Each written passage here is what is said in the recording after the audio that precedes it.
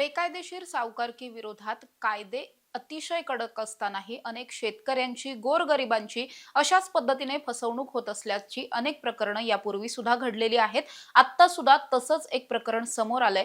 संपूर्ण इचलकरंजीला हादरवणारा हा सगळा प्रकार आहे। एका महिला सावकारानं चक्क व्याजाचे पैसे वसूल करण्यासाठी म्हणून एका महिलेला वेश्या व्यवसायात ढकलल्याचं उघडकीस आलेलं आहे। संपूर्ण प्रकरण समजून घेणार आहोत। नमस्कार, मी समृद्धी आणि तुम्ही पाहताय टॉप न्यूज मराठी। इचलकरंजीमध्ये राहणाऱ्या एका महिलेला पैशांची अत्यंत गरज होती, त्यामुळेच तिने एका व्यक्तीकडून हे कर्ज घेण्याचे ठरवलं। पैसे सुद्धा किती घेतलेले होते, खरं तर याला कर्ज म्हणायचं की नाही हा सुद्धा प्रश्न पडतो, कारण पैसे घेतलेले होते केवळ 7,000 रुपये। हे 7,000 रुपये तिने तिच्याच ओळखीच्या एका महिलेकडून घेतलेले होते। मात्र या 7,000वरती या महिलेनं इतकं व्याज लावलं की 7,000चे थेट 1.5 लाख रुपये झाले। हेच 1.5 लाख काहीही करून वसूल करायचे असं या महिला सावकारानं ठरवलेलं होतं आणि त्यामुळेच सुरू झाला तो या कर्ज घेतलेल्या पैसे घेतलेल्या महिलेचा छळ। तिला शारीरिक, मानसिक, आर्थिक त्रास दिला जात होता। त्यानंतरच्या वेळेस जेव्हा हे पैसे सातत्यानं तिच्याकडे मागितले जात होते आणि असं लक्षात आलं की या महिलेची तेवढी ऐपतच नाहीये, तिच्याकडे तेवढी सध्याची तिची परिस्थितीच नाहीये की ती 1.5 लाख रुपये परत देऊ शकते। त्यावेळेस काय केलं तर या सगळ्या आरोपींनी मिळून तिला एका हॉटेलमध्ये काम करण्यासाठी भाग पाडलं। हॉटेलचं काम करून जे काही पैसे मिळत होते हे सगळे पैसे व्याजाचे पैसे म्हणून वसूल केले जात होते। सगळे पैसे तिच्याकडून हिसकावून घेतले जात होते। बरं, एवढं केल्याच्या नंतर सुद्धा हे नराधम थांबले नाहीत।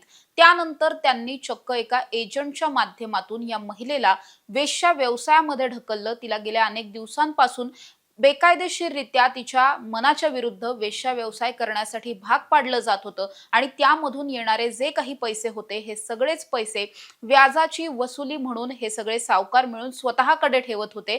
यामध्ये केवळ एकटी महिला सावकार नाहीये, तर इतरही अनेक जण या सगळ्यामध्ये इन्व्हॉल्व आहेत आणि अनेक दिवसांपासून हा सगळा त्रास ही महिला मुकाट्याने सहन करत होती। तिला असं वाटत होतं की आपण कुठे वाच्यता केली तर कदाचित आपल्या जीवाला धोका निर्माण होऊ शकतो। त्यामुळेच तिने आतापर्यंत या सगळ्याची कुठेही वाच्यता केली नाही। नंतर मात्र हा सगळा छळ असह्य झाला। त्यानंतर तिने अर्थातच पोलीस ठाण्यामध्ये जाऊन या सगळ्या विषयीची कंप्लेंट दिली आणि त्यानंतर आता या सगळ्या आरोपींच्या विरोधात गुन्हा दाखल झालेला आहे।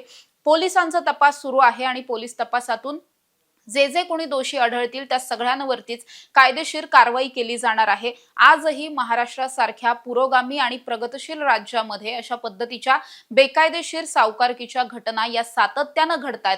या सगळ्यांवरती कोणत्याही पद्धतीचा लगाम घालता येत नाहीये। अनेक प्रकरणं होतात, अनेक प्रकरणांवरती बोललं जातं, कायदेशीर कारवाई होते, 2-4-8 दिवस बातम्या चालतात, त्यानंतर मात्र त्या सगळ्यावरती कुठलीही ठोस उपाययोजना होत नाही किंवा एखाद्या मोठ्या प्रकरणामध्ये कुणाला तरी बेकायदेशीर सावकारकीसाठी शिक्षा झाली म्हणून इतर बेकायदेशीर सावकारकी करणारे लोक सुधारायचं नाव सुद्धा घेत नाहीयेत। अशीच प्रकरणं अनेक दिवसांपासून घडतात। यामध्ये जास्तीत जास्त भरडले जात आहेत ते सर्वसामान्य शेतकरी, गरीब महिला या सगळ्यांना बळी पडताना पाहायला मिळतात। त्यामुळे बेकायदेशीर सावकारकीच्या बाबतीतले गुन्हे हे जास्तीत जास्त वाढण्याचं कारण असं आहे की या प्रकरणांमध्ये लवकरात लवकर शिक्षा होत नाही किंवा निकाल लागत नाहीत। त्यामुळे या प्रकरणामध्ये कायदे आणखी कठोर केले जावेत आणि अशा पद्धतीच्या बेकायदेशीर सावकारकी करणाऱ्या लोकांना कठोरातील कठोर शिक्षा देण्यात यावी अशी मागणी या प्रकरणानंतर पुन्हा एकदा जोर धरताना पाहायला मिळते। अशा ताज्या आणि महत्त्वाच्या बातम्यांसाठी तुम्ही पाहत रहा टॉप न्यूज मराठी। आपला महाराष्ट्र, आपली बातमी।